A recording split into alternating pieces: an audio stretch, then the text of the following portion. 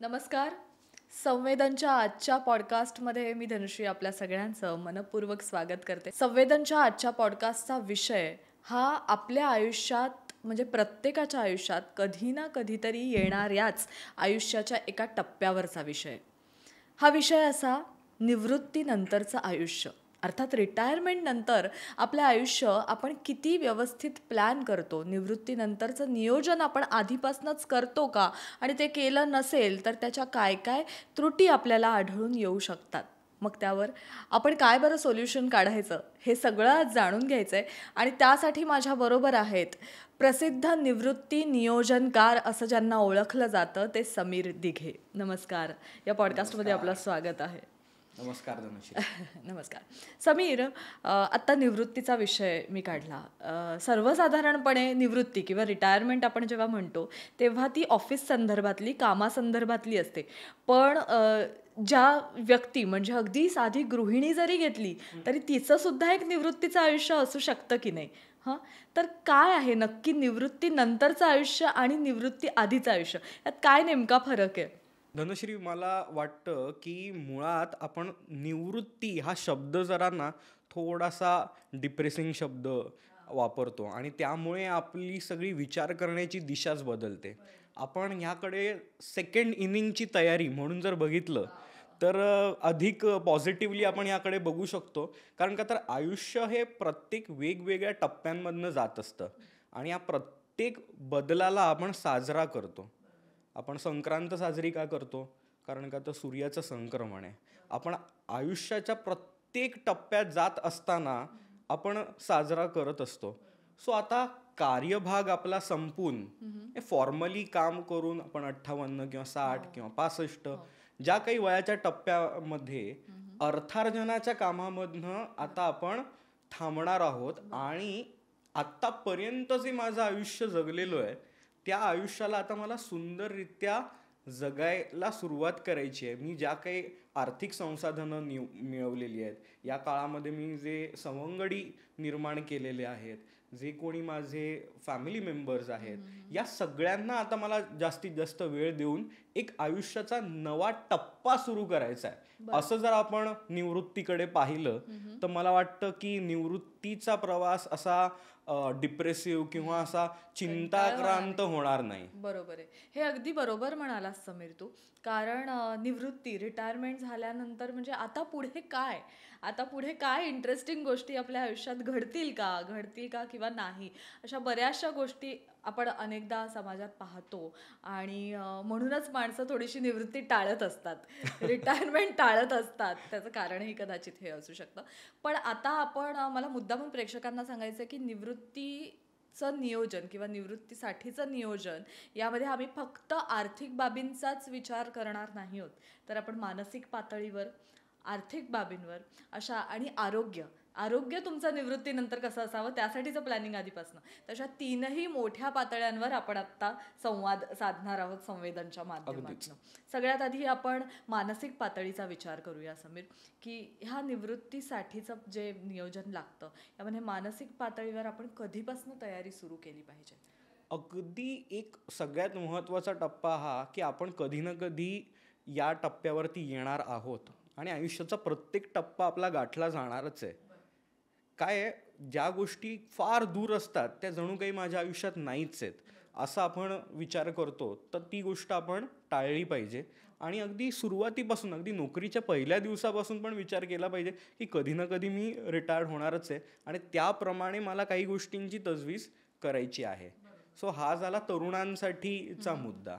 तसंच मिड करिअरवरती येत असताना माझ्याकडे किती लोन्स आहेत, माझी शारीरिक प्रकृती काय आहे, मला मुलं किती आहेत, त्यांच्या शिक्षणाची काय पोझिशन असणार आहे, या सगळ्याचा आपण नीट विचार केला पाहिजे. आणि तरुणांबाबत तर मला एक अत्यंत खटकणारी गोष्ट अशी जाणवते की आत्ताच्या काळामध्ये खूप असे जे इन्फ्लुएन्सर्स आणि हे वाढलेत ते सतत सांगत असतात retired in your 40s, retired in your before, retired in 30s वगैरे. आणि त्याबाबत तुम्ही कसं फायनान्शियली कॅल्क्युलेशन करा, हे थोडंसं आपण खूपच एक्झॅगरेट करतोय. आज लग्नाचं वयच 30शीत शिरलंय. सो 30-35मध्ये जर तुम्हाला बाळ होणार असेल तर तुम्ही विचार करा, तुमच्या 50व्या वर्षी तुमचा मुलगा जस्ट कॉलेजला जाणार आहे, हो, खरंय. फर्स्ट इयरला, 11वी-12वीला.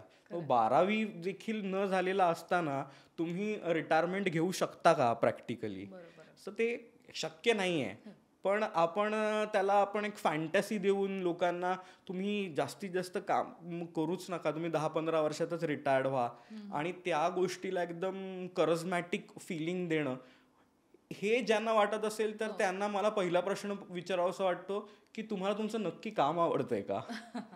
का रिटायर्ड व्हावं असं वाटतंय? मुळात निवृत्ती ॲज सच अशी स्वीकारूच नाही कधी. आपण मनाने निवृत्त नाही व्हायचंय, आपल्याला फक्त हा एक बदलाच्या टप्प्यात जायचंय आणि या बदलाच्या टप्प्यात जाण्यासाठी म्हणून आपण मनाची तयारी केली पाहिजे. कारण का तर आपण 8 ते 10 तास फॉर्मल कामामध्ये अडकलेलो असतो आणि ते 8 ते 10 तास ज्यावेळेला आपण घरात नसतो त्यावेळेला घरातल्यांच्या देखील बऱ्याच गोष्टी 8-10 तासात चालू असतात. त्याच्या शेड्यूल्सबाबत आपल्याला माहीत नाही आहे, कोण किती वाजता कुठला चॅनल लावतं, कोण कधी येतं, कोण कधी जातं आणि याबाबत आपण एकदम एक निवृत्तीचा दिवस आणि त्याच्या पलीकडच्या दिवसापासून पूर्ण वेळ घरी असा प्रवास होत असतो. आणि त्यावेळेला जर आपण आपलं अधिकारपद घरात गाजवायला लागलो तर आपल्या सहचारिणीला देखील कठीण जातं, थोडासा त्रास व्हायला लागतो. कारण का तर तुम्हाला अधिकारपद वापरायची सवय ऑफिसमध्ये, 30 ते 35 वर्ष तुम्ही या 8-10 तासाच्या फ्रेममध्ये नव्हतात घरी, तेव्हा काय काय चालतं या सगळ्याबद्दल थोडं आपण अवेअर होणं आणि सगळ्यात महत्त्वाचं म्हणजे आपल्या फॅमिली मेंबर्सना, आपल्या नातेवाईकांना, आपल्या पुढच्या पिढीला रिस्पेक्ट देणं. रिस्पेक्ट दिल्याशिवाय रिस्पेक्ट मिळत पण नाही. सो ह्या सगळ्याची मानसिक तयारी करणं ही मला वाटतं निवृत्ती आर्थिक अजिबात नाही. निवृत्ती आज अनेकांचं तर मी म्हणतो फायनान्शियल प्लॅनिंग बऱ्यापैकी चांगलं होत असतं. लोकांना आर्थिक तणतण चणचण अशी काही फारशी नसते. बऱ्यापैकी आता सुव्यवस्थित पातळीवरती बरेच लोक असतात. पण वाटत काय असतं त्यांना की माझ्या एकच आयुष्यात पेपर आहे, तो म्हणजे आर्थिक, आणि तो मी सोडवतोय की नाही. आणि त्याची परत परत जर आपण तयारी करत राहिलो तर होतं काय, जर 10वी 6 ते 7 पेपर आहेत, मला गणित आवडतं फार म्हणून मी गणिताच्याच पेपरची परत परत उजळणी करत राहिलो, मी गणितात अगदी बोर्डात पहिला आलो, मला पैकीच्या पैकी मार्क मिळाले, पण मी इतर परीक्षांकडे जर लक्षच दिलं नाही तर मी ती 10वीची परीक्षा पास करीन का?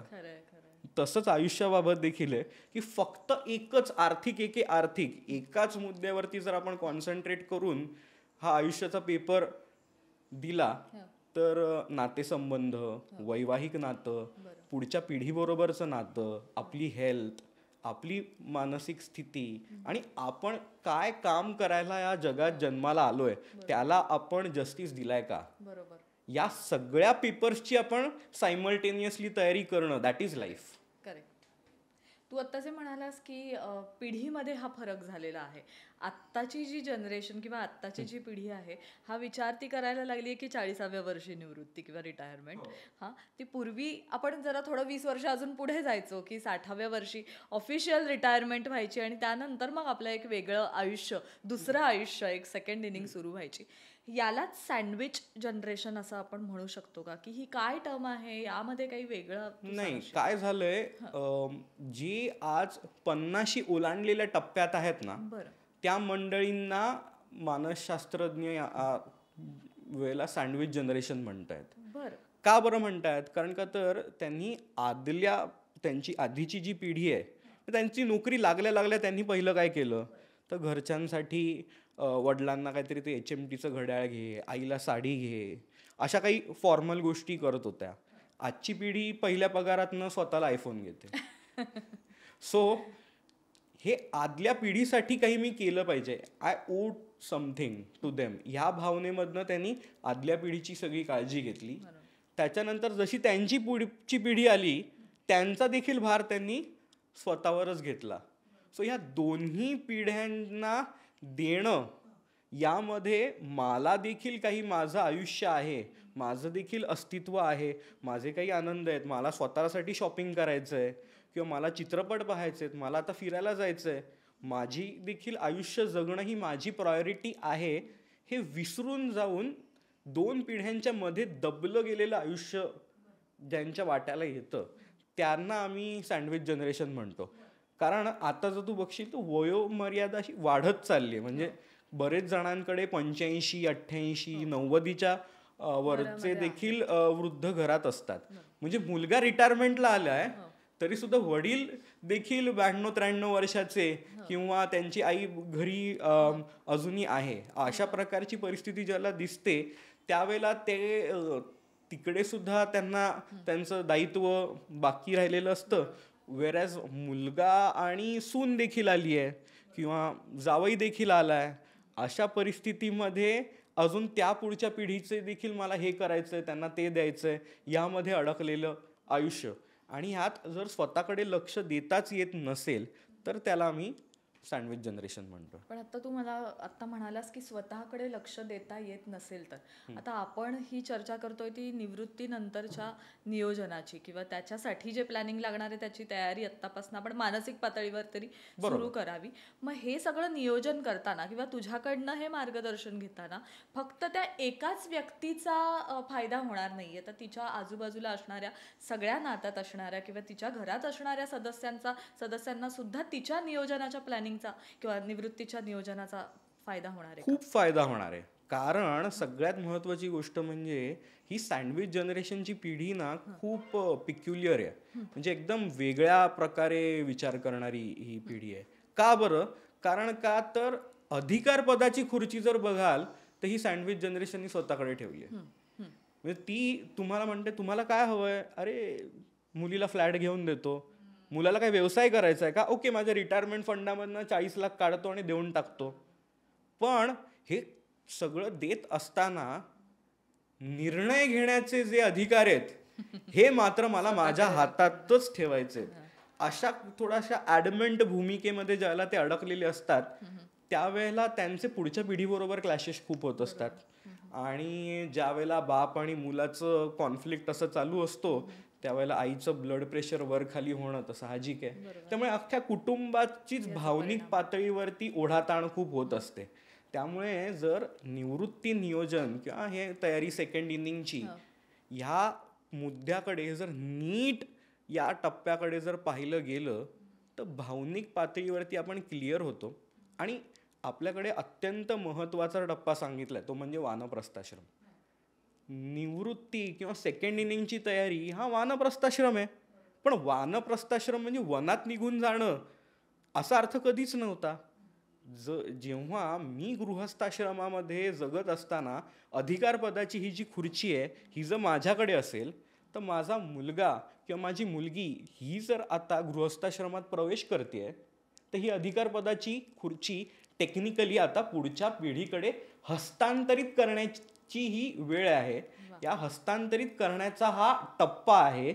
आणि त्यांना काय अडचणी येत आहेत त्या खुर्चीच्या मागे उभे राहून त्यांना काय अडचणी येत आहेत हे पाहून त्यांना विचारायचंय की तुम्हाला नक्की काही मदत हवी आहे का याबाबत. ते जर म्हणाले नाही तर जी गोष्ट शिकत असताना आपल्याला काही गोष्टी खरचटल्यात लागल्यात आपण बर्नॉल लावलंय आणखीन डेटॉल लावलंय आणि बऱ्याच गोष्टी शिकत शिकत त्या जखमा आपल्या अंगावरती काढत आपण ह्या गोष्टी जगलोय. पण मागे वळून पाहिलं तर आपल्याला मजा आली आहे. बरोबर. त्या 30-35 वर्षाच्या संसारिक आयुष्यामध्ये आपण जे काही आपल्याला कटू प्रसंग सुखी प्रसंग आलेत त्याच्यावरचं इझी सोल्युशन आपण पुढच्या पिढीला द्यायला जातो आणि त्यांना ते नको असतं. त्यामुळे देखील अनेक वाद हे पुढच्या पिढीबरोबर होत असतात. या सगळ्या गोष्टी आपण टाळल्या पाहिजेत आणि त्यासाठी आपण स्वतःला समजावलं पाहिजे की माझी आता अधिकार पदावरनं पाय उतार होण्याची वेळ ही जशी ऑफिसात येणार आहे तशीच मी घरी जातोय म्हणजे आता घरी जाऊन अधिकार पदाच्या खुर्चीवरती बसायचंय असं नाहीये. माझ्या पुढच्या पिढीकडे सुनेला किचनचा ताबा द्यायचा आहे, मुलाला आर्थिक जबाबदाऱ्या द्यायच्या आहेत आणि ते आर्थिक निर्णय घेण्यासाठी त्यांना एम्पावर करायचंय आणि मागे उभं राहायचंय की बाबा काय अडलं तर विचारू शकता तुम्ही पण तुमची लढाई आहे. मी श्रीकृष्णासारखा मागे राहणार आहे. मी स्वतः अर्जुन पार्थ बनून मी लढणार नाहीये. हा शहाणपणा स्वतःमध्ये घेण्याचा टप्पा म्हणजे मला वाटतं आजची तयारी सेकंड इनिंगची. खरंय, तू छान आत्ता उल्लेख केलास की भगवद्गीतेमध्ये सुद्धा आपण काय शिकलो की गीतेसारखं आपल्या आयुष्याचं सार सांगणारी ही भगवद्गीता जेव्हा श्रीकृष्णाने आपल्याला दिलेली आहे, त्याच्यामध्ये श्रीकृष्ण हा फक्त सारथी झालेला आहे. अर्जुनाला सगळं सांगितलंय आणि शेवटी आयुष्याची लढाई तुलाच लढायची आहे.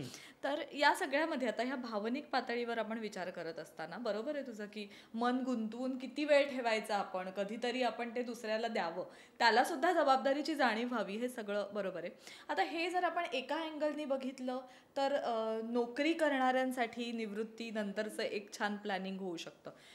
आपल्याकडे बऱ्याच वेळेला प्रॉब्लेम असा असतो किंवा विचारधारणा अशी असते की जी व्यक्ती व्यवसाय करते ती कधीच निवृत्त होत नाही. याबद्दल काय सांगशील?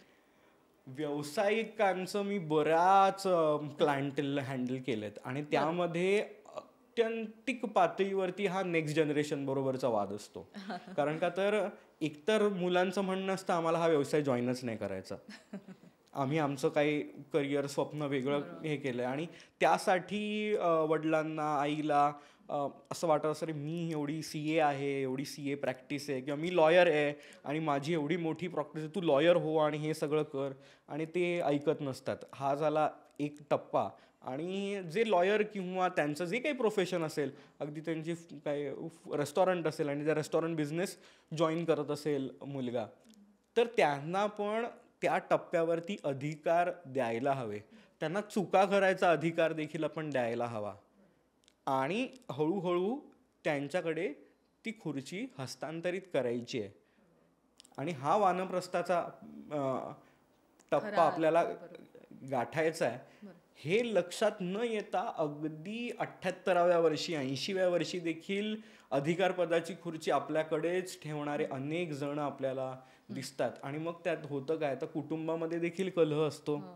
नवीन आलेल्या सुनेला पण ते आवडत नसतं, आपल्या नवऱ्याची होणारी घुसमट पाहवत नसते, आणि अशा प्रसंगामध्ये कुटुंबाचं तर वातावरण परिणाम होतच आणि त्याचा फायदा अनेक पातळीवरती मॅनेजर्स किंवा बाकी आपल्या ज्या व्यवसायामध्ये अनेक वर्ष त्याच्यातले सगळ्या गोष्टी माहिती असलेले असतात त्यांचं महत्त्व अननेसेसरीली वाढतं.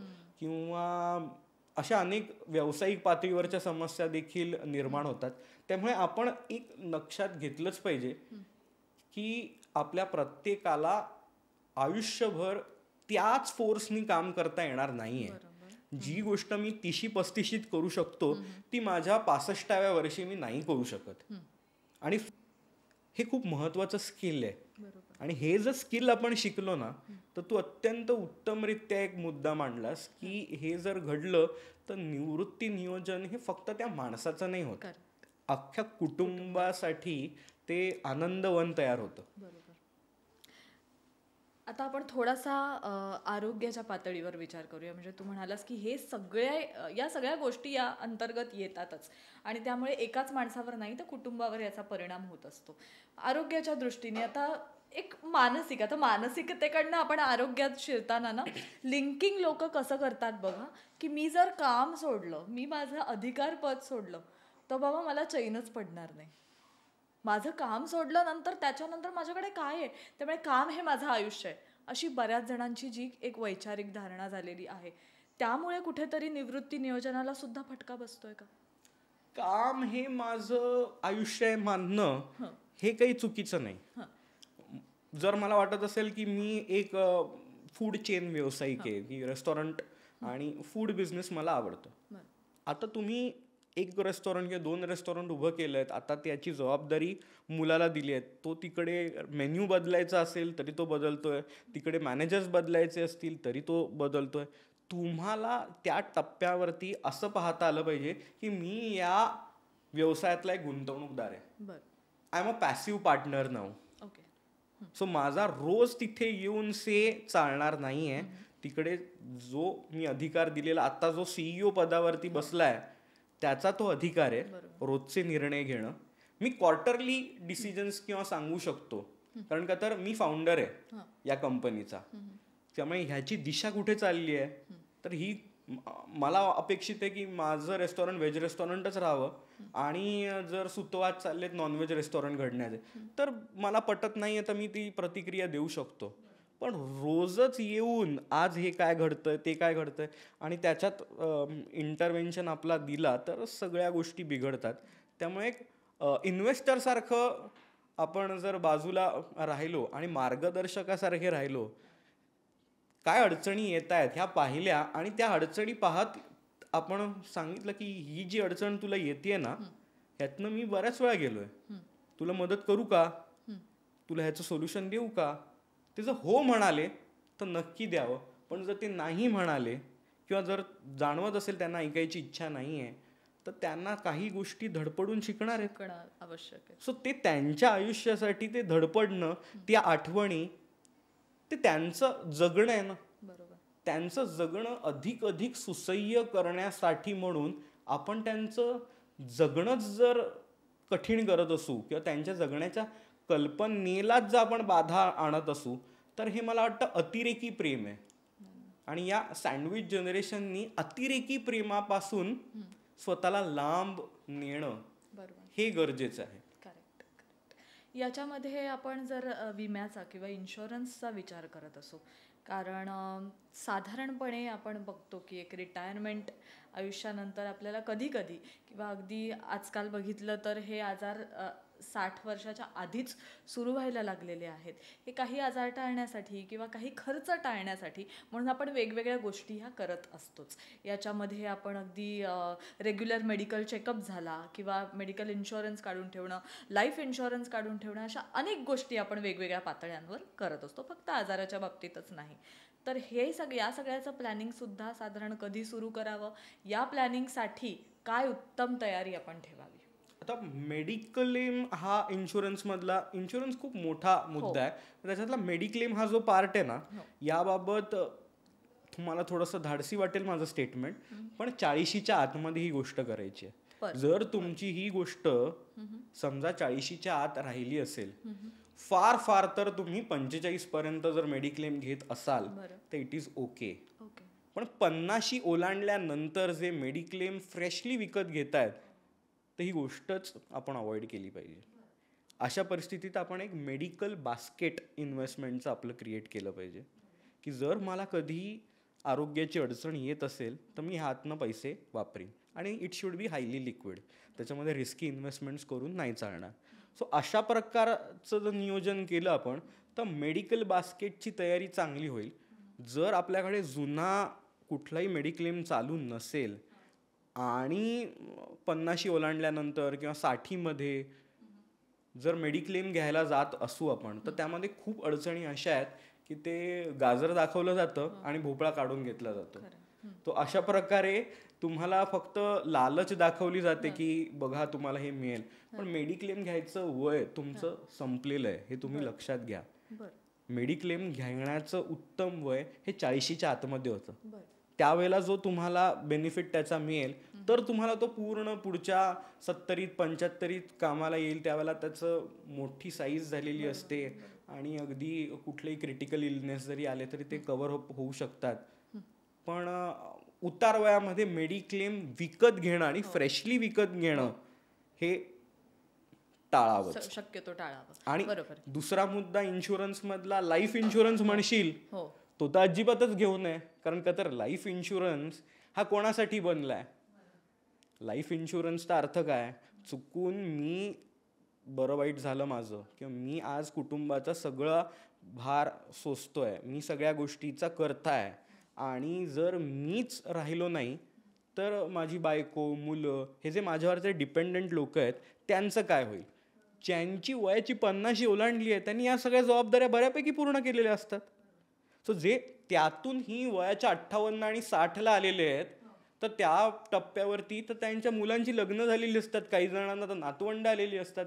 आता प्रॅक्टिकली विचार केला तर तुमच्या उत्पन्नावर किंवा पेन्शनवरती कोण डिपेंडंट आहे?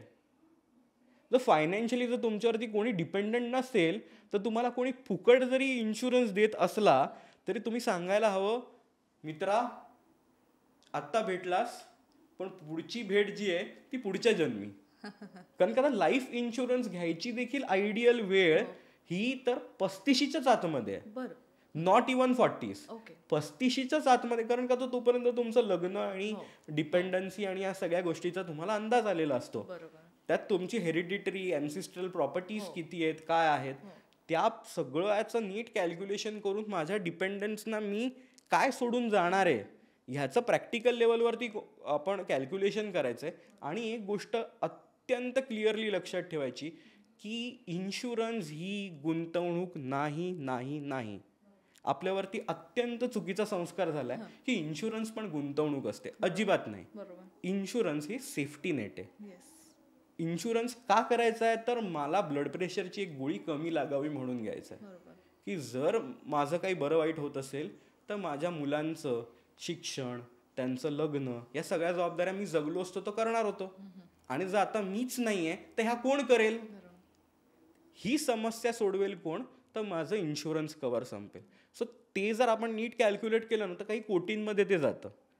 आणि जे पॉलिसीज तुम्हाला पैसे परत देतात, मनी बॅक पॉलिसी किंवा इंडोमेंट पॉलिसीज ज्या असतात, या पॉलिसीज तुम्हाला इतक्या मोठा कव्हर देतच नाहीत. आणि जर ते द्यायचं झालं तर तुमचा काही लाखांमध्ये प्रीमियम जाईल, जो काही परवडणारा नाही आहे. सो टर्म इन्शुरन्सच घ्यावा, 35च्या आत घ्यावा. आणि जर तुमची वयाची समजा 40-45 ओलांडली जात असेल, त्यानंतर टर्म इन्शुरन्स देखील खूप जास्त एक्सपेन्सिव्ह होतो. आणि असे टर्म इन्शुरन्स घेऊ नयेत जे आपल्याला पैसे परत देतील. जर तुम्ही जगलात तर तुम्हीच या सगळ्या गोष्टी करणार आहात ना, मग तुम्हाला इन्शुरन्सच्या पैशाची गरज काय? सो इन्शुरन्स प्रीमियम कमीत कमी जितका राहील तितकं आपलं आर्थिक नियोजन उत्तम राहील. होतं काय आपल्याकडे, आपण काय म्हणतोय, आपण डिप्राईव्ड असतो इन्शुरन्स बाबत. त्यामुळे सतत मनातनं भुंगा लागलेला असतो, ह्यातनं इन्शुरन्स मिळेल का, त्यातनं इन्शुरन्स मिळेल का, आणि आपण सगळ्यातनं इन्शुरन्स जमा करतो. ह्याचं मी तुला एक आरोग्याबाबत उदाहरण देतो की जर कॅल्शियम डेफिशियन्सी असेल तर माणसाचे गुडघे किंवा कंबर ह्यातनं पण कॅल्शियम शोषलं जातं. का बरं? कारण का तर शरीरात कॅल्शियम कमी येतंय अन्नातनं. सो जिथे कॅल्शियमचा साठा आहे तो शरीर वापर करतं, हे डेफिशियन्सीमुळे होतं. तसंच आपल्याकडे आपल्याला गरज वाटत असते, आपण नीट कॅल्क्युलेट केले नसतं की 1 कोटीची आहे, पण कुठे ना कुठेतरी मित्राकडनं, नातेवाईकाकडनं एक 10 लाख 20 लाखाचा काहीतरी इन्शुरन्स घेतलेला असतो. आणि वाटत असतं की अरे ह्यातनं मी काय गुंतवणुका करतोय, त्यातनं पण इन्शुरन्स मिळेल का, त्यातनं पण इन्शुरन्स मिळेल का. आणि असे 8, 10, 15 पॉलिस्या लोक जमा करतात. याची काही गरज नाही. तुम्ही एकच इन्शुरन्स पॉलिसी चांगल्या प्रकारे घेतली पाहिजेत, विचारपूर्वक घेतली पाहिजे. ती टर्म इन्शुरन्स असली पाहिजे. इन्शुरन्स आणि इन्व्हेस्टमेंट तुम्ही मिक्स करता त्या क्षणीच एक गडबड होते अशी की त्याच्यावरचं जे नियंत्रण आहे ते IRDA कडे जातं, सेबीकडे राहत नाही. गुंतवणुकांचं जे नियोजन आहे, त्या गुंतवणुका ज्या ज्या गोष्टी इन्व्हेस्टमेंट म्हणून येतात त्या security exchange board of India अंतर्गत येतात. पण ज्या क्षणी त्या गुंतवणुकीमध्ये इन्शुरन्स कंपोनंट ॲड होतो त्या क्षणी त्याच्यावरचं सेबीचं नियंत्रण संपून IRDAचं सुरू होतं. आणि IRDAचं नियंत्रण एकदा आलं की वेगवेगळ्या हेडर्स खाली एक्सपेन्स रेशो अगदी 40% पलीकडेही नेता येतो. सो त्यामुळे होतं काय, कमिशन्स आणि या सगळ्या हातनं जे एजंट्स असतात किंवा बँकेचे अधिकारी असतात या मंडळींना खूप मोठी कमाई होण्याची संधी असते. आणि त्यामुळे हे रिटायर झालेल्या लोकांना देखील इन्शुरन्स पिच करतात. माझ्या मते 60 ओलांडल्यानंतर एखाद्याला लाईफ इन्शुरन्स लिंक्ड प्रोडक्ट किंवा युलिप सारखं प्रोडक्ट विकणं हा तर आपण आर्थिक गुन्हा मानला पाहिजे. ह्याच्यासारखं पाप दुसरं काही नाही.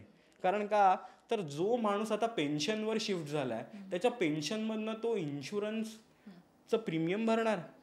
ज्याला ऑलरेडी नातवंड आहेत, त्याची मुलं शिकून अमेरिकेत गेलेली आहेत, वेल सेटल्ड आहेत, कोणालाही त्याच्या आता होणाऱ्या उत्पन्नावरची डिपेंडन्सी 0 आहे. आणि तरी देखील आपण समोरच्याला काहीतरी बुडवू आणि पैसे मिळवू अशी भावना, अशी राक्षसी भावना आपल्या मनात निर्माण करून, समोरच्या क्लायंटमध्ये निर्माण करून, तुम्ही तर जायल 80 पर्यंत नाही जगलात, तुम्ही टर्म इन्शुरन्स 60व्या वर्षानंतर घ्या, अशा सगळ्या गोष्टी, आणि 100पर्यंतचा घ्या, चुकून नाही त्याच्या आधी बरं वाईट झालं तर घरच्यांना 1 कोटी रुपये तरी देऊन आपण मरू, हे सगळे खूप निगेटिव्ह विचार आहेत. निगेटिव्ह विचार आहेत. आपण छान जर समजा जगला, आज आयुर्मर्यादा वाढत चालली आहे, 100व्या वाढदिवशी केक कापताना नक्की काय विचार करणार? टर्म इन्शुरन्सचे पैसे फुकट गेले का 100व्या वर्षापर्यंत सगळं आयुष्य बघितलं? अगदी बरोबर आहे, बरोबर आहे. आपण चुकीच्या दिशेने कदाचित विचार करतोय आणि त्यामुळे या सगळ्या गोष्टींचा आपल्याला तोटा जाणवतो. आता एक सर्वसाधारणपणे म्हणजे थोडंसं मागच्या पिढीत तू गेलास, आत्ताची जनरेशन कदाचित अशी आहे आणि आपण कोविड नंतर तर ती जास्त प्रमाणात आपण अनुभवतोय की आत्ता जे माझ्याकडे आहे त्याचा मी आनंद घेणार आहे, माझा आत्ता स्वांत सुखाय जे काही आहे ते मी उपभोगणार आहे, पुढचा पुढे विचार करेन. कारण आपण कोविडमध्ये ते पाहिलं की उद्याचाच भरोसा नाही आहे, उद्यावर विश्वास नाही आहे, विश्वास आहे तो आजवर आहे. पण थोडंसं 20 वर्ष मागे आपल्या पिढीच्या, अजून 20-40 वर्ष जर मागे गेलास तर त्यांचा समजच असा आहे, अजूनही आपण पाहतो किंवा हे की गुंतवणुका करत राहायच्या आणि मग निवृत्तीनंतर आयुष्य जगायचं. बघ सर्वसाधारणपणे आता ज्या मागची पिढी आहे ना ती परदेश दौरे, फिरायला जाणं, घर घेणं, हे सगळं रिटायरमेंट नंतर करते रे. म्हणजे रिटायरमेंट नंतर आम्ही हे सगळं करू, तेव्हा आरोग्य साथ देईलच का? तेव्हा आपण मानसिकरित्या एवढे सगळे परदेश दौरे किंवा कुठेही फिरायला जायला तयार असू का? हा मुद्दाच विचारात घेतला जात नाहीये.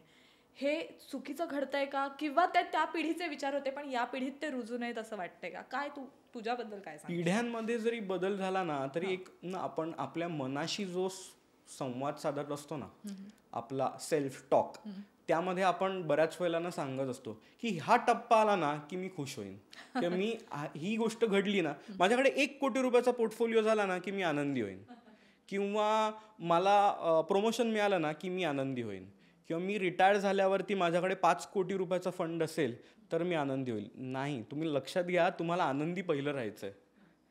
आणि या टप्प्यांना फक्त एक आयुष्यातला एक टप्पा होता. सो प्रवास जो आहे तो डेस्टिनेशनपेक्षा जास्त महत्त्वाचा आहे. हे लक्षात ठेवून आपण आयुष्य सुंदर जगणं ही आपली प्रायोरिटी मानली पाहिजे. एक डिप्राइव्ड आयुष्य जगत माझ्या इच्छा मारत मारत जगणं, बघा इच्छा मारणं यामध्ये फरक आहे, आणि इच्छा पूर्णपणे नाकारणं. सो जगणं, there should be good balance between our इच्छा. जर मी विचार करत असेन वयाच्या 35शीमध्येच मी युरोप टूर करीन, काय उद्याचं बघायचं ते बघू, आपण 25 लाख जमलेत ना माझ्याकडे, त्यातले मी 15 लाख काढले आणि मी युरोप टूरच केली, तर हे देखील एक एक्स्ट्रीम बिहेवियर आहे. आणि जे काय मी करीन ना ते मी निवृत्तीनंतर सगळं, मी आता मुलांचं शिक्षण केलं आहे, मुलांची लग्न झाली आहेत, मुलींची लग्न झालेली आहेत, आत्ता मी रिटायर झालेलो आहे, आत्ता मी फक्त फिरायला बाहेर पडीन, तर काही हरकत नाही. आता असा त्यांनी आत्तापर्यंत विचार केलाय, ज्यांचं जगून झालंय त्यांना काही बोलण्यात पॉईंट नाही, पण ज्यांच्याकडे रिटायरमेंटला काही वर्ष बाकी असतील, थोडा आत्ताच फिरायला लागा, आनंद आयुष्याचा घ्या. अगदी पूर्ण युरोप टूर नाही, काश्मीर तरी फिरून या, वर्षातनं एखादी टूर करण्या इतपत तरी आपण छान आनंदात जाऊ शकतो. असं जर फायनान्शियल प्लॅनिंग आपलं असेल तर आयुष्याचा हळूहळू आनंद घ्यायला सुरुवात करायचाच आहे आपल्याला. आपल्याला एक डिप्राइव्ड आयुष्य जगून हे झाल्यावरती मग माझं आनंदी आयुष्य, ते झाल्यावरती माझं आयुष्य आनंदी, असं आपण बऱ्याच वेळेला ठरवतो. म्हणजे अगदी शाळेतली मुलं सुद्धा ठरवतात की एकदाची ही शाळा संपू दे, SSC झाल्यानंतर मी कॉलेजमध्ये जाईन तर मी खुश. कॉलेजमध्ये गेल्यावरती त्यांना कळतं की अरे बापरे, हे 12वीचं संकट आहे परत. आणि मग नंतर वाटत असतं की एकदाच मी सिनियर कॉलेजमध्ये गेलो ना की मी खुश होईन. मग सिनियर कॉलेजमध्ये गेल्यावरती जाणवतं की अरे एकदाच ना मला नोकरी लागू दे, नोकरी लागल्यावरती मी खुश. असं आपण जर खुश होण्यासाठी जर काही बेंचमार्क ठेवत गेलो तर बघा हे आपलं आयुष्यच नाही आहे. हे आपण फक्त आपल्यावरती दिलेली जी आयुष्याची संकल्पना आहे इतरांची, ती आपण बेंचमार्क म्हणून फक्त आपण इतरांनी आखून दिलेला जो गुगल मॅप आहे तो फॉलो करत करत आयुष्य जगतोय. आणि त्या प्रत्येक टप्प्यावरती ज्याला मागे वळून बघतो आपण तर बघतो अरे काय वेगळं, अजून पुढचा टप्पा आहे, आणि it is never ending. So त्यामुळे या क्षणापासून आनंदी व्हायचंय आणि मला आनंद काय कशातनं मिळतो, मी सगळ्या गोष्टी छान करणारा एक यशस्वी माणूस आहे. बरोबर. मी माझ्या सगळ्या जबाबदाऱ्या व्यवस्थित पूर्ण करतोय. सो मला आनंदी राहण्याचा आणि मला आनंद मिळवण्यासाठी मला ज्या ज्या गोष्टी वाटतात तर तो मी स्वतःला जस्टिस देणं हे अत्यंत महत्वाचं आहे. Correct, correct. आर्थिक पातळीवर विचार करताना म्हणजे आता आपण बऱ्यापैकी मानसिक किंवा आरोग्याच्या दृष्टीने सुद्धा विचार केला आणि त्यामध्ये थोडेसे आर्थिक पातळीवरचे मुद्दे सुद्धा आलेत बघ. म्हणजे जसं तू आता इन्शुरन्सचं सांगितलंस, तो एक ओघवता उल्लेख आला, पण तो किती महत्त्वाचा होता. म्हणजे आर्थिकदृष्ट्या आपण गुंतवणूक का करतो शेवटी, की आपलं निवृत्तीनंतरचं, रिटायरमेंट नंतरचं किंवा आत्ता समीर तू जसा उल्लेख केलास की सेकंड इनिंग जी आपली आहे ती सुखकर जावी, त्यासाठी आपण हे सगळं करतो. पण यामध्ये आपण पेन्शनधारी व्यक्तींचा सुद्धा विचार करूया. आणि आत्ता सध्या जी एक जनरेशन आहे जी गव्हर्नमेंट जॉब्स करत नाही आहेत किंवा ज्यांना निवृत्तीनंतर पेन्शन मिळणार नाही आहे, मग त्यांनी कशा पद्धतीने आत्तापासून प्लॅनिंग सुरू करावं, या दोन्हीचा बॅलन्स कसा साधावा? येस. सो आर्थिक नियोजनाबाबत चर्चा करत असताना जी तरुण पिढी आहे त्यांनी अगदी पहिल्या पगारापासून 1,000 रुपये का होईना निवृत्तीच्या दृष्टिकोनातनं SIPs वगैरे करणं हा अत्यंत महत्वाचा मुद्दा आहे. भले तुमचा पगार 15,000 असेल, तुम्ही 1,000 रुपये तरी तुमच्या निवृत्तीसाठी बाजूला काढले पाहिजेत. आज झालंय असं, आज तुमचा PF देखील न कट करण्याची परवानगी तुमच्याकडे आहे. सो तुम्ही कंपनीला सांगू शकता की माझी PF ग्रॅच्युइटी काही नको, मला 100% पगार माझ्या हातात मिळाला पाहिजे. अशा प्रकारे लोक EMI वाढवून घेतात आणि त्यांना लक्षात येतं की हे माझ्याकडे ना काही कापून येतात पैसे. सो ते PF पण कापू नका, मला माझे जे काही क्रेडिट कार्डचं EMI आणि ह्याचे बिल भरायचे आहेत तर त्यासाठी पैसे कमी पडत आहेत, तर तुम्ही पूर्णच्या पूर्ण पैसे हातात घेण्याचा जो कल आहे तो मला वाटतं डेंजरस आहे. तुमचं PF ग्रॅच्युइटी या गोष्टी ज्या सरकारने नेमून दिल्या त्या अत्यंत महत्त्वाच्या आहेत आणि त्यात तुमच्या डिडक्ट झाल्या पाहिजे. त्यांना तुम्हाला हात लावायचा आहे, तो तुम्हाला निवृत्तीनंतरच हात लावायचा आहे. या गोष्टी आपण नवीन पिढीने देखील मान्य केलं पाहिजे. अदरवाईज होईल काय, आजचा तरुणांचा देश उद्याचा म्हाताऱ्यांचा देश होणारच आहे. फक्त मुद्दा एवढाच आहे की गरीब म्हाताऱ्यांचा देश होईल का श्रीमंत म्हाताऱ्यांचा. आणि एक वेळ तरुणपणामध्ये तंगी असली तर चालून जातं. उतार वयामध्ये जर पुरेसे खिशात पैसे नसतील आणि मला कधी रिटायर्डच होता येणार नाही अशा परिस्थितीमध्ये आयुष्य जगावं लागत असेल तर हे खूप डेंजरस आहे. कारण का तरुण पिढीचं अडतंय काय माहितीये का, तरुण पिढी पैसे देखील गुंतवणुका करते, त्यांच्याकडे जमतात, मग नंतर त्यांना लक्षात येतं की अरे घर घ्यायला हवं, मग सगळेचे सगळे पैसे वापरून टाकतात आणि डाऊन पेमेंट करतात. म्हणजे जमलेत 15 लाख, आता सगळेचे सगळे गेले बॅक टू झिरो. मग नंतर परत घराचे हप्ते आणि सगळ्या गोष्टी सुरू होतात, थोडी गुंतवणुका होतात. 20-25 लाख रुपये जमले की मुलं देखील मोठी झालेली असतात, त्यांच्या शिक्षणासाठी खर्च येतो. एका बाजूने उत्पन्न वाढत असतं, सगळ्या गोष्टी होत असतात, शिक्षणासाठी खर्च आला, परत आपली सगळी पुंजी संपली. असं करत करत मुलं देखील लग्नाची होतात, त्यांची लग्न होऊन जातात. आणि आजचं कल्चर जर तुम्ही बघाल तर खूप इंडिव्हिज्युअलिस्टिक आहे. येत्या काळात जे आज 35मध्ये आहेत, लक्षात घ्या 90% चान्स आहे तुम्ही आयुष्यात एकटे राहणार आहात, बिकॉज तुमची मुलं तुमच्याबरोबर राहणार नाही आहेत. अशा परिस्थितीत तुम्हाला उतार वयामध्ये तुमची काळजी घेणारी, म्हणजे आपण भारतीय पिढीनी ना किंवा भारतीय संस्कार खूप इंटरेस्टिंग आहेत, चांगले आहेत, फक्त काळ बदललाय त्यामुळे त्याच्यात बदल नाही झाला. आपण आपल्या पुढच्या पिढीकडे रिटायरमेंट प्लॅनिंग म्हणून बघतो आणि आजची जी पिढी आहे ती आपल्या आई वडिलांकडे इमर्जन्सी फंड म्हणून बघत असतात.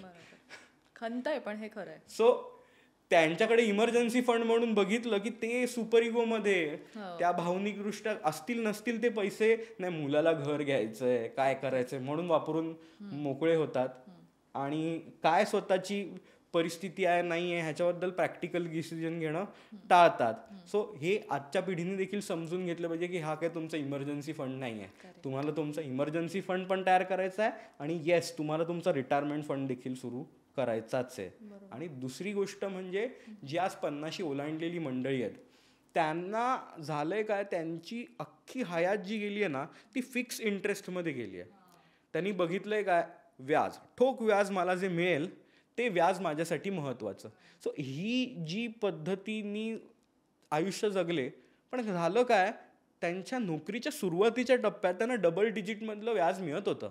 11, 12, 13% त्यांना मिळत होते. आणि त्यावेळेला महागाईचा दर जर 6-7% आहे आणि 12-13% जर मला फिक्स बँक FD करून मिळत असतील तर मला काहीच त्रास नाही आहे, मला काही रिस्क वगैरे घेण्याची गरजच नव्हती कधी. पण आजच्या काळामध्ये ज्याला इंटरेस्ट रेट 6.5-7%वर उतरलेत आणि विकसित देशांचा जर आपण संदर्भ घेतला तर तिकडे तर अगदी 1% किंवा अगदी मायनसमध्ये ऋणात जर ते गेले असतील.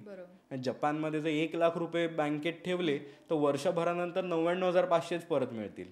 बँक म्हणते की 500 रुपये आम्ही चार्ज केले तुम्हाला, 1 लाख रुपये तुमचे सांभाळले नाही का. सो अशा प्रकारे जर विकसित अर्थव्यवस्था होत असेल तर मी सगळ्या गोष्टी फिक्स डिपॉझिटमध्येच ठेवणार. मी माझ्या पैशावर 1 रुपयाची रिस्क घेणार नाही. तर तुम्ही आयुष्यात तुमच्या पैशावरती सगळ्यात मोठी रिस्क घेताय. कारण का तर ती गोष्ट आहे महागाईच्या काळात माझे पैसे टिकून राहण्याची. महागाई आज 7 ते 8% टच करते आणि मेडिकल इन्फ्लेशन बघितलं आपण, लाईफस्टाईल इन्फ्लेशन बघितलं तर ते तर अजून खूप मोठ्या प्रमाणात वाढत असतं. सो त्यामुळे तुम्ही लक्षात घ्या, तुम्ही ज्या वेळेला कमवते होतात जे 50शीतले आहेत त्यांना वाटलेलं का की मोबाईल फोन नावाची किंवा इंटरनेट नावाची गरज असणार आहे. मग आज जी तरुण पिढी आहे त्यांनी विचार केला पाहिजे की मी जर आज 30शीत आहे तर मला माहिती पण नाही आहे अशा गोष्टी माझ्या वयाच्या 70ीत येणार आहेत. रोबॅटिक टेक्नॉलॉजी आणि ही गोष्ट मे बी आज जसं वायफाय घरात लागणं हे नेसेसरी आहे तसं अत्यंत नेसेसरी गोष्ट असू शकते. आणि त्यासाठी सुद्धा मला पैसे लागणार आहेत. ह्याची तजवीज मला आत्तापासून केली पाहिजे. हे भान तरुण पिढीमध्ये आलं पाहिजे. आणि माझ्या पैशावरती मी 1 रुपयाची पण रिस्क घेणार नाही या भावनेतनं बाहेर पडत किमान काही पैसे तरी महागाईच्या दरापेक्षा जास्त वेगाने वाढतील अशा म्युच्युअल फंडाच्या योजनांमध्ये योग्य आर्थिक नियोजनकाराच्या सल्ल्यांनी गुंतवणुका करणं ही अत्यंत अत्यंत महत्त्वाची गरज आहे. आणि ह्या गोष्टी म्युच्युअल फंड आणि अशा रजिस्टर्ड इन्व्हेस्टमेंट ॲडवायझर्सकडनं, फायनान्शियल प्लॅनर्सकडनं करून घेणं हेच जास्त महत्त्वाचं आहे. दामदुपटीच्या फसव्या योजना किंवा जास्त व्याज देणाऱ्या पतपेढ्या ह्या सगळ्यांपासून निवृत्त होणाऱ्या मंडळींनी जितकं स्वतःला लांब ठेवलं जाईल तेवढी तुमची आर्थिक जे बास्केट आहे, जे निवृत्तीची जी आर्थिक तजवीज आहे ती सुरक्षित राहील. बरोबर आहे. आणि ती राहणं फार महत्त्वाचं. बरोबर आहे.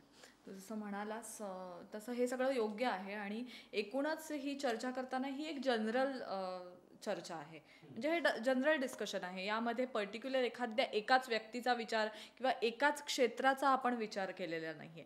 तर हे जनरली सगळ्यांच्या बाबतीत जे घडतं त्याच्याबद्दल विचार केला. पण इथे वेगवेगळी क्षेत्र आहेत, लोक वेगवेगळ्या क्षेत्रात काम करत आहेत. काही ठिकाणी गव्हर्नमेंट जॉब्समध्ये पेन्शन्स आहेत आणि त्यांना ती वेळेवर मिळत आहेत, हा सुद्धा मुद्दा आपण विचारात घेतला पाहिजे.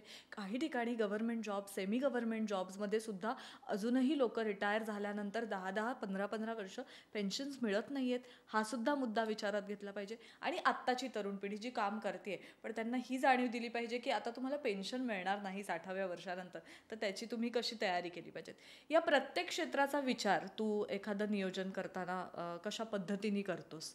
आणि जेव्हा तू हा असा सगळा डिझाईन करतोस, एखादा कोर्स म्हण किंवा त्यांना जे प्लॅनिंगच्या सगळ्या गोष्टी द्यायच्या आहेत, मुद्दे द्यायचे आहेत, सगळं डिझाईन करताना कोणत्या कोणत्या बाबींचा विचार पहिल्यांदा केला जातो. तर मुळात आपण लक्षात घेतलं पाहिजे की भावनिक पातळी, मानसशास्त्रीय पातळीवरती आपण तयारी सेकंड इनिंगची केली पाहिजे.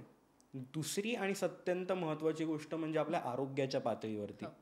जर मला गुलाबजाम फार आवडतात आणि माझ्या वयाच्या 65व्या वर्षी मी गुलाबजाम खाऊ शकत नाही, डॉक्टरांनी सांगितलं शुगर वाढेल, सगळेजण खाऊ देत नाही आहेत आणि मी चोरून लपून कुठेतरी खातोय, तर ते आयुष्य पण काही फार सुंदर आयुष्य असं म्हणू शकत नाही आपण. त्यामुळे आपल्या आरोग्याची आपल्याला उत्तमरित्या काळजी घ्यायची आहे. आणि त्याबाबत अनेकांचे समज असे असतात की माझी मनस्थिती जर चांगली असेल ना तर मी व्यायाम करीन, पण ॲक्च्युली ती गोष्ट उलटी आहे. आणि त्यासाठी आम्ही हेल्थ सायकोलॉजीचा देखील कोर्स केला आहे. सो त्यावरती आम्ही फार सिस्टमॅटिकली डॉक्टर राजेंद्र बर्वे सरांनी त्यात गोष्टी मांडल्यात की तुम्ही तुमच्या शरीराला पहिली शिस्त लावली पाहिजे. जर तुम्ही शरीराला शिस्त लावली तर मनाला शिस्त लागते.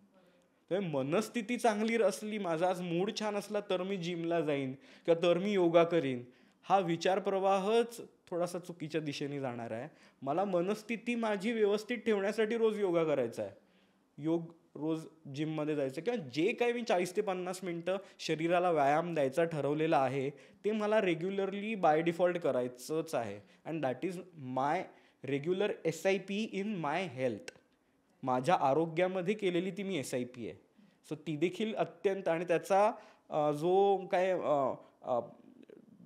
जो चंक मला इन्व्हेस्ट करायचा आहे तो मला 15 दिवसातनं, 8 दिवसातनं, 3 महिन्यातनं नाही, मला तो रोजच्या रोज पे करायचा आहे. सो ह्याबद्दल आमचे आरोग्याचे तज्ज्ञ आहेत, त्यांनी आमच्या रिटायरमेंट प्लॅनिंग कोर्समध्ये प्रिव्हेंटिव्ह हेल्थकेअर बाबत खूप छान प्रकारे माहिती दिलेली आहे. आणि तिसरा मुद्दा म्हणजे financial planning. So I am 3rd generation into investment management. आजोबांपासून आम्ही हेच गोष्टी करत आलोय, पाहत आलोय. पण त्यामुळे मला जाणवलं हे की अनेकांचं आर्थिक आयुष्य जे आहे त्याबद्दल ते खूप भावनिक असतात. म्हणजे तू जर एन्थ्रोपोलॉजिकली ह्या सगळ्याकडे पाहिलं आपण मानव वंशशास्त्राच्या दृष्टिकोनातनं, तर जो आपल्या मेंदूचा जो कप्पा आहे ना, जो मृत्यूबाबतच्या भीतीबाबत डील करत असेल, तुझ्या पैशाबाबत, तुझ्या सेव्हिंग्स बाबत मी जर चर्चा सुरू केली तर तुझ्या मेंदूतला एक्झॅक्टली तोच कंपोनंट आहे, तो ऍक्टिव्हेट होतो.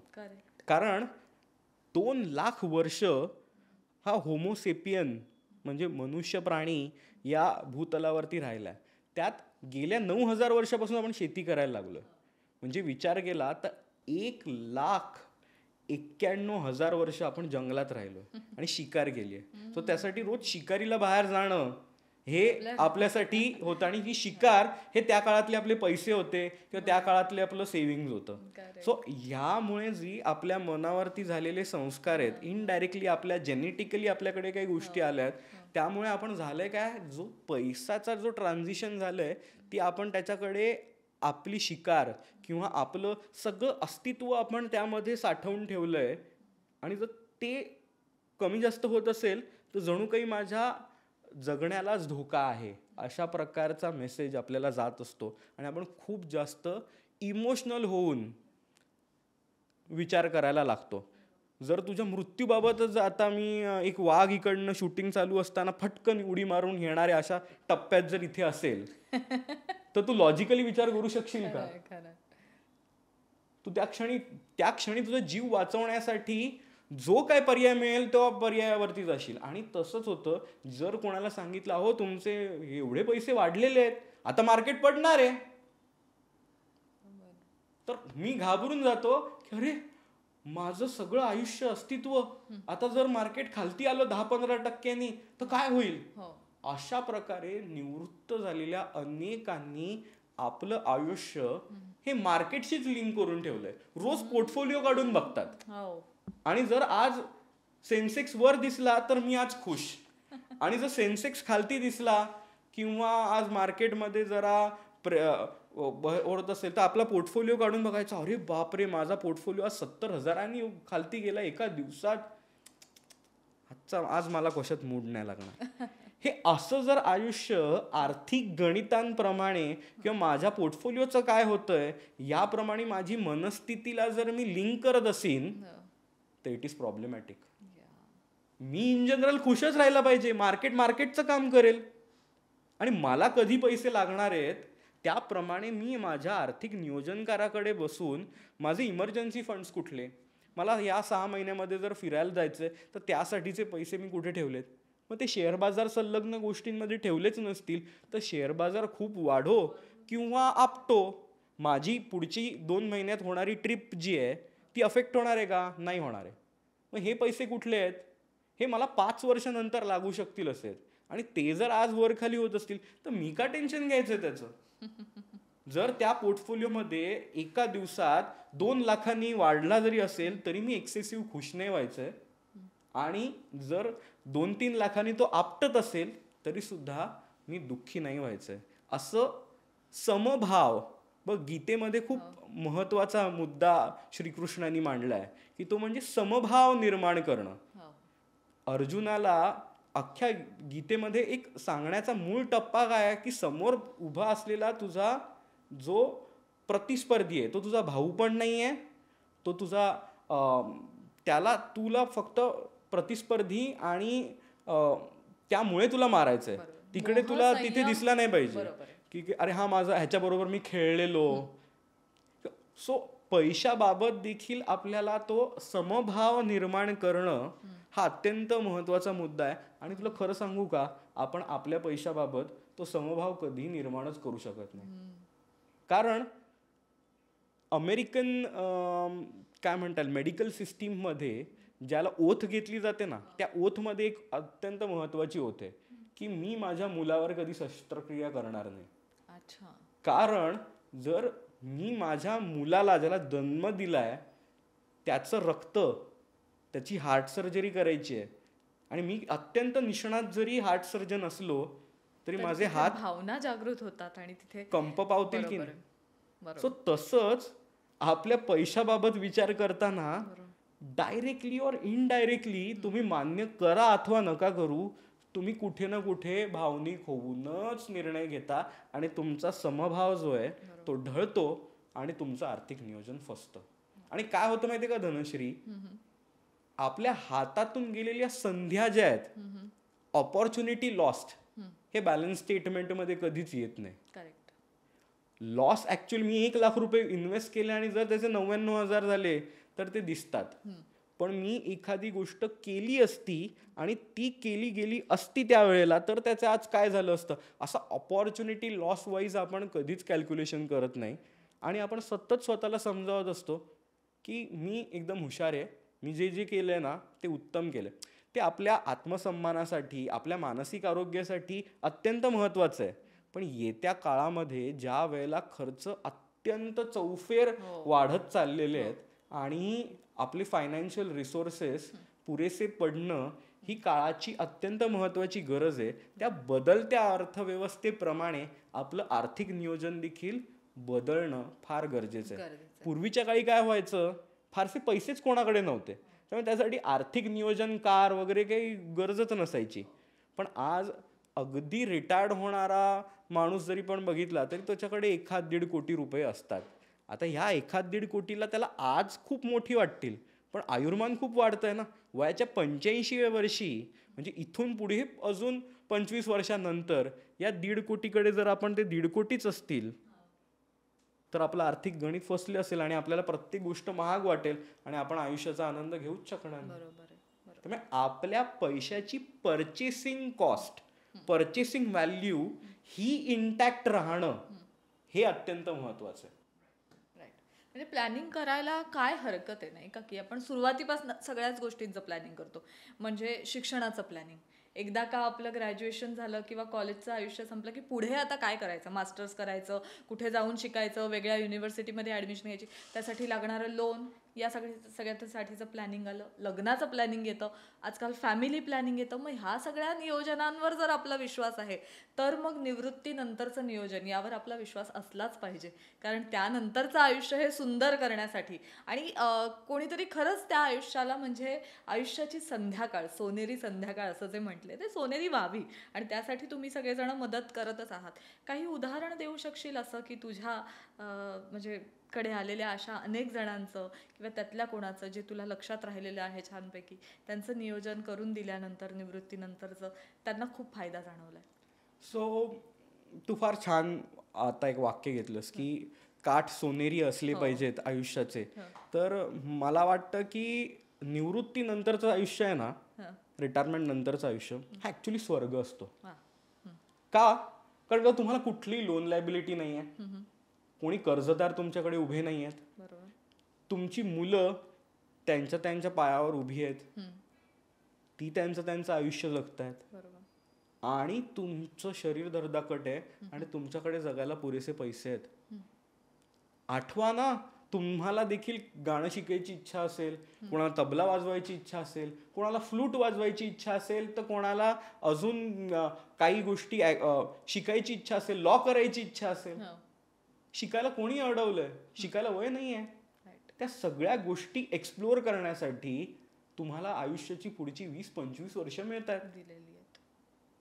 पण ह्या सगळ्याचा विसर करून परत परत त्या एकच गणिताच्या पेपरचा अभ्यास करणं आणि ते सुद्धा चांगली शिकवणी न लावता, हा आपण आपल्याच गणिताच्या पेपरवरती देखील अन्याय करतो आणि अख्खं आयुष्य आपलं त्या एका विषयावरती सेंट्रिक होतं. त्यामुळे एकदा छान प्लॅनिंग करून एकदा गणितामध्ये मला डिस्टिंक्शन तरी मिळतंय की नाही मिळतंय हे तज्ज्ञाकडे बसून छान प्लॅनिंग करून घ्यावं आणि हा विषय एकदाचा छान क्लोज करावा एका फाईलमध्ये आणि आयुष्याचे दुसरे चॅप्टर्स उघडावे. करेक्ट. छान नातवंड आहेत, त्यांच्याबरोबर कुठे काय करता येईल, त्यांच्याबरोबर काय ॲक्टिव्हिटी करता येईल. माझे सवंगडी देखील रिटायर्ड झालेत, त्यांच्याबरोबर कुठे कुठे फिरायला जाता येईल. आम्हाला चांगली एखादी सामाजिक संस्था सुरू करता येईल का, असे विचार करणारी मंडळी देखील फार महत्त्वाची असतात. बरोबर. मला आठवतं आमच्याकडे पोलीस अधिकारी म्हणून एक रिटायर झालेली मंडळी होतात. मी आतापर्यंत रिटायरमेंट प्लॅनिंगमध्ये 400हून जास्त प्रोग्राम हे पोलिसांसाठी घेतले. बरं. तर खूप पोलीस ऑफिसर्स आमच्याकडे निवृत्ती नियोजनाबाबत आम्ही भेटलोय. तर त्यातले मला आठवतात एक इन्स्पेक्टर काका ज्यांनी रिटायरमेंट नंतर लॉला ऍडमिशन घेतली. अरे वा. आणि कारण का तर त्यांचा क्राईम आणि या सगळ्या ह्याच्याशी खूप संबंध होता. ते जे कायदे आहेत त्यांचा अभ्यास त्यांचा बऱ्यापैकी झालेला, फक्त फॉर्मल डिग्री नव्हती. बरं. आणि 58 वर्षानंतर त्यांनी फॉर्मली अभ्यास करायला सुरुवात केली. कॉलेजमध्ये जायचे ते. इतर मुलं जी होती ते देखील काका काका करायचे, सगळ्यांना सँडविच आणून दे, कोणाला ज्यूस आणून दे, कोणाचं काय छान जमलंय, कोणाची गर्लफ्रेंड आहे काय, त्याच्यात एकमेकांना काका मदत करायचे, निरोप पोचवायचे. त्यांच्यात ले होऊन त्यांच्या त्यांना देखील एक तरुण छान कंपनी मिळाली होती आणि त्यांना देखील छान वाटायचं की ACP पदावरनं रिटायर्ड झालेला अधिकारी आमच्याबरोबर आमच्या ग्रुपमध्ये. हे देखील 20-22 वर्षाच्या मुलांना प्रेरणादायक होतं. आणि परत या 20-22 वर्षाच्या मुलांनी टेक्निकली ऍक्ट त्यांच्या हातात आहे, पण ह्यांनी त्या प्रत्येक ऍक्ट वरती 30-30, 40-40 केसेस त्यांच्या डोळ्यासमोर होत्या. त्यामुळे ते देखील ह्यांना छान कॉन्ट्रीब्युट करत होते. एक सुंदर 2-3 वर्षाचं त्यांना आयुष्य तरुणांबरोबर मिळालं आणि त्यानंतर त्यांनी एका सिनियर वकिलांना जॉईन केलं आणि आज ते वयाच्या 70s आहेत. आणि गंमत वाटेल तुला, ते एक अत्यंत प्रतिष्ठित वकील म्हणून आयुष्य जगतायत. क्या बात है. वा. सो पूर्वीचे पोलीस अधिकारी आणि आत्ताचे अत्यंत प्रतिष्ठित वकील. म्हणजे सेकंड इनिंग आपण म्हणतो ती काय फक्त घरी बसण्यासाठी नाही. सेकंड इनिंग मध्ये तुम्ही बरंच काही करू शकता, जे राहून गेलंय किंवा जे आता करावं असं वाटतंय. अशामध्ये अनेक नामवंत मंडळी या सेकंड इनिंग मधनं येतात. अगदी. आणि ह्याचंच एक उलटं उदाहरण पण सांगतो की असेच ACP पदावरनं रिटायर झालेले काका होते, ज्यांना मी त्यांच्या घरच्यांनी विनंती केलेली म्हणून आम्ही त्यांना वृद्धाश्रमात भेटायला गेलेलो. तर ते वृद्धाश्रमात गेल्यावरती आम्हाला जाणवलं की ते एकदम त्या सगळ्या स्टाफला ओरड, हे आणून दे, अरे काय खुर्ची आणून दे, ते बघ मला भेटायला आलेत, पाणी आणून दे, असं वगैरे सगळ्या गोष्टी अत्यंत चिडचिड झाली आणि त्यांच्या घरच्यांना ती बघवत नव्हती. आणि म्हणून त्यांना थोडं सायकोलॉजिकल इंटरव्हेन्शन आणि ह्यांना थोडी मदत द्यावी असं वाटत होतं घरच्यांना. म्हणून माझी एक टीम त्यांच्या वृद्धाश्रमात जाऊन त्यांना भेटली. पण मला जाणवलं की त्यांना मनाने कधी रिटायर्डच नाही झाले आणि तेच कारण होतं त्यांचं वृद्धाश्रमात येऊन बसण्याचं. तर लक्षात घ्या, ते जरी ACP म्हणून रिटायर झाले असले तरी त्या कार्यकाळामध्ये त्यांचा मुलगा IIT मध्ये इंजिनियर झालाय, तो देखील लक्षावधी रुपयाचा पगार कमावतोय, सून देखील तशाच क्वालिफिकेशनची आहे, दोघांचाही पगार मिळून 5-7 लाख रुपये दर महिन्याला घरी येत आहेत. अशा परिस्थितीत ती सून तुमच्याकडे तुमची हवालदार म्हणून उभी राहील का, किंवा तुमची सबऑर्डिनेट म्हणून तुमचा मुलगा तुमची कामं ऐकेल का? हे लक्षातच जर आपण घेतलं नाही तर खूप सुंदर वृद्धाश्रम तयार होत आहेत. सो त्या ह्याच्यामध्ये तुम्ही राहू शकता आणि त्याची कॉस्ट द्या आणि मग ते सगळेजण तुमचा इगो मॅनेज करतील. पण ह्या सगळ्या कार्यकाळात एक गोष्ट होईल, तुम्ही तुमच्या कुटुंबापासून दुरावलेले राहाल. तर तुम्हाला तुमचा इगो महत्वाचा वाटतोय की या टप्प्यावरती मी माझ्या कुटुंबियांना देखील समजलं पाहिजे आणि थोडासा माझा प्रोफेशनल इगो सोडून घरी येताना ती वर्दी काढली पाहिजे. मग ती पोलीस अधिकारी पदाची असो किंवा कोणाचीही असो. आपला कार्यकाळ आणि कार्यभाग हा उंबऱ्या पलीकडचा वेगळा आहे आणि घरी आल्यावरचं आपण एक कुटुंबवत्सल आयुष्य हे वेगळं आहे. बरोबर. हे जे छान प्रकारे समजून घेऊ शकतात ना, त्यांना हे निवृत्त आयुष्य स्वर्गासारखं आहे. पण हेच जर न समजून घेता तुमचा मैहू आणि इगो जर तुम्ही ठेवलात तर तुमच्यासारखे नरकामध्ये दुसरे कोणी नसतील. इतकं हे आयुष्य विदारक आहे. आणि आज रिटायरमेंट नंतरचा एकटेपणा हा अत्यंत कळीचा मुद्दा आहे. रिटायरमेंट नंतरची व्यसनाधीनता हा अत्यंत महत्वाचा मुद्दा आहे. कारण का ही सगळी मंडळी 1-2 पेग घ्यायची सवय होती आणि आता करायला काहीच वेळ नाही. काहीच पूर्णच रिकामा वेळ करायला काही इतर स्कोपच नसेल तर 2चे 4 होतात, 4चे 8 होतात आणि ते 8 जर रोज व्हायला लागले तर लोक मग हळूहळू वास येतो ह्यांच्या अंगाला म्हणून अवॉइड करायला लागतात आणि परत सोशल अलुफनेस येतो आणि व्यसनाधीनतेचा टॅग लागला की सगळी गोष्टी बिनसत जातात. सो त्यामुळे ह्या सगळ्याचं जर कोर ॲस्पेक्ट काय माहिती आहे का, ज्ञान. सो प्रत्येक आयुष्याच्या टप्प्यावरती ज्ञान मिळणं हे आयुष्य सुंदर जगण्यासाठी अत्यंत महत्त्वाचं असतं. आणि हे सुंदर ज्ञान मिळवण्यासाठीच आम्ही निवृत्ती नियोजनाचा कोर्स केला आहे, ज्यामध्ये तुम्हाला अगदी 2-2 तासाच्या सेशन्समध्ये रिटायरमेंट प्लॅनिंग बाबत, सेकंड इनिंगची तयारी कशी करावी, आरोग्याच्या बाबतीत कशी करावी याबद्दल डॉक्टरांनी मार्गदर्शन केलंय. सायकोलॉजिकल ॲस्पेक्टनी कशी तयारी करावी यावरती सायकोलॉजिकल मार्गदर्शन झालंय. फायनान्शियल ॲस्पेक्ट्सची कशी तयारी करावी ह्यावर 2 तासाचं वेगळं फायनान्शियल प्लॅनिंगचं ॲस्पेक्ट्स आहेत. सो असं पूर्ण डिटेल 6 तासाचा सेल्फ पेस कोर्स आम्ही तयार केलाय. आणि मला वाटतं हा जर तुम्ही तुमच्या आईवडिलांना गिफ्ट दिलात ना तर ही सगळ्यात महत्वाची त्यांच्यासाठी या टप्प्यावरची गिफ्ट असेल. बरोबर. कारण का तर हा टप्पा इतका सुंदर आहे की या टप्प्यावरती जर फक्त ज्ञान घेतलं तर स्वर्ग, ज्ञान न घेता आपला ॲडमेंट स्वभाव तसाच दावडवला तर नरक. खरंय. खूप सुंदर नोटवर आत्ता आपण या एपिसोडचा शेवट करतोय. ते म्हणजे फार सुंदर सांगितलंस. आणि या सगळ्याचं सार अर्थात ज्ञान, जे श्रीकृष्णाने आपल्याला सांगितलं की ज्ञानी बना. तुम्ही जितके जास्त ज्ञानी बनाल, संयमी बनाल, प्रत्येक गोष्टीमध्ये संयमी बनाल, तितकं आयुष्य तुम्हाला सुंदर दिसत राहील आणि सौंदर्य दान करत राहील आयुष्य. आणि ते जर आपल्या झोळीत आपल्याला सुंदर आयुष्य हवं असेल तर कुठेतरी ते ज्ञान देण्याची सुद्धा तयारी ठेवा आणि ज्ञान घेण्याची सुद्धा तयारी ठेवा. Thank you so much Sameer. खूप छान संवाद झाला हा. आणि खरंच संवेदनचा जो अर्थ आहे ना, तर गहन अर्थ आहे तो जाणवला या संवादामधनं. आणि हे फक्त रिटायरमेंट प्लॅनिंगबद्दल नाही तर आयुष्याच्या संपूर्ण प्लॅनिंगबद्दल एक फार छान चर्चा आज आपली झाली. त्याबद्दल खूप खूप आभार. थँक्यू. Thanks a lot. धन्यवाद. धन्यवाद.